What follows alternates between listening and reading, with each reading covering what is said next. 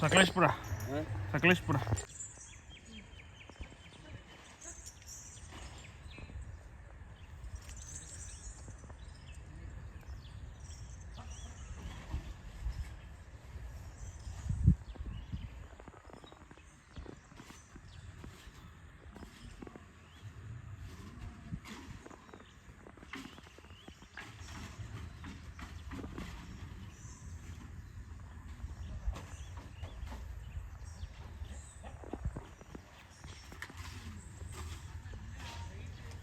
Already ಸುಮಾರು training ಆಗ್ಬಿಟ್ಟೈತೆ ಇದು ನೋಡಿ ಅಲ್ಲಿ.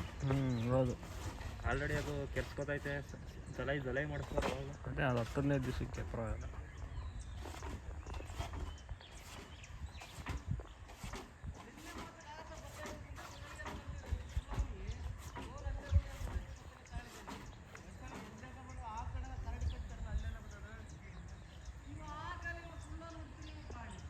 ನಮಸ್ಕಾರ ವೀಕ್ಷಕರೇ, ತುಂಬ ಜನ ಕೇಳ್ತಾಯಿದ್ರು ವೇದ ಆನೆ ಹೇಗಿದೆ ಅಂತ. ನೋಡ್ತಾ ಇರ್ಬೋದು, ವೇದ ಆನೆ ಈಗ ಕ್ರಾಲ್ತಿಂದ ತೆಗೆದು ತುಂಬ ತಿಂಗಳಾಗಿತ್ತು. ಬಟ್ ಇಲ್ಲೇ ನೋಡಿ, ಈಗ ಅಫಿಷಿಯಲಾಗಿ ಕ್ಯಾಂಪ್ಗೆ ಕರ್ಕೊಂಬಂದಿಲ್ಲ ಇಲ್ಲೇ ಇನ್ನೂ ಕೂಡ ಟ್ರೈನಿಂಗ್ ಹಂತದಲ್ಲಿರುವಂಥದ್ದು. ಕ್ರಾಲ್ ಏನಿದೆ ಸಮೀಪದಲ್ಲೇ ಈ ಆನೆನ ಕಟ್ಟಾಕಿದ್ದಾರೆ.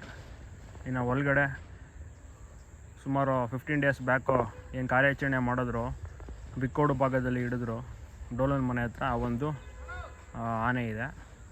ಅದನ್ನು ಪಳಗಿಸ್ತಾ ಇದ್ದಾರೆ. ಆಲ್ಮೋಸ್ಟ್ ಬಂದಾಯಿತು ನೋಡಿ, ಕೇಳ್ತಾ ಇದೆ ಮಾತು.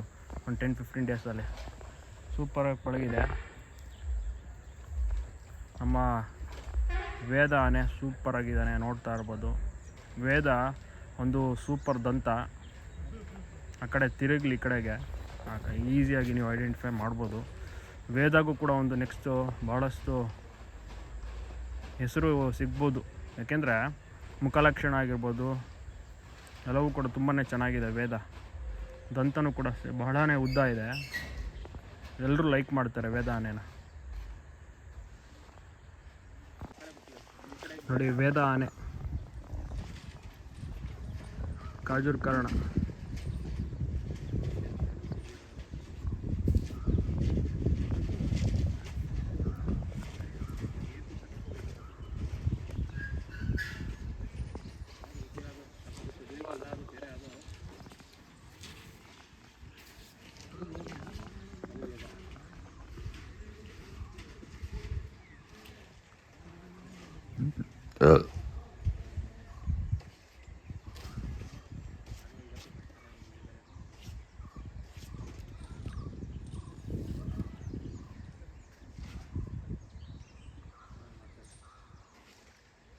ಡಿಸೈಡ್ ಆಗಿರ್ತದೆ. ಖಾಲಿ ಕೂತಿರ್ತಾರಪ್ಪ, ನೆಕ್ಸ್ಟ್ ಆನೆ ಹಿಡ್ದಾಗ ನೀನು ಮಾಡಪ್ಪ ಅಂತ ಹೇಳ್ತಾರೆ.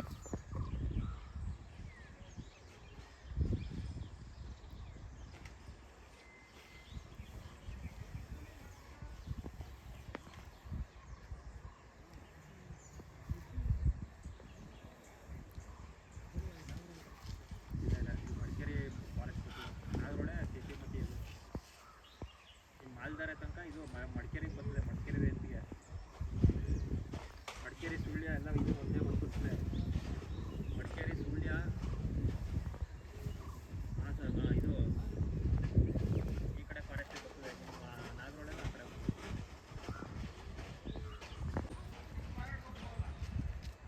ಎರಡೂ ಇಳ್ದೋಗದ ಆನೆಗಳು.